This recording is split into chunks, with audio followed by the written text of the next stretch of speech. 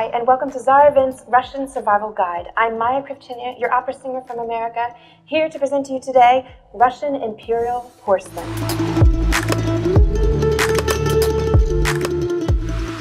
The Imperial Porcelain Factory was founded under the works of Empress Elizabeth.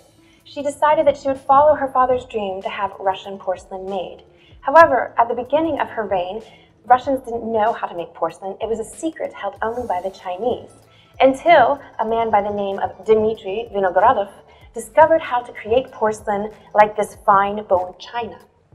Once he made that discovery, then began the Imperial Factory.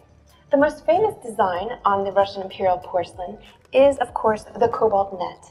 It is famous around the world, and when it was originally produced, it won an award at the World's Fair.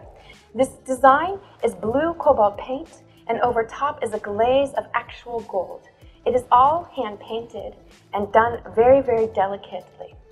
The Russian Imperial Porcelain Factory makes all sorts of services for everyday use, for fancy china.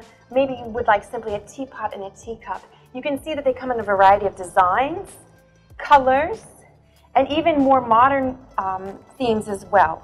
They also have been known to make small figurines, usually animals, that are also hand-painted.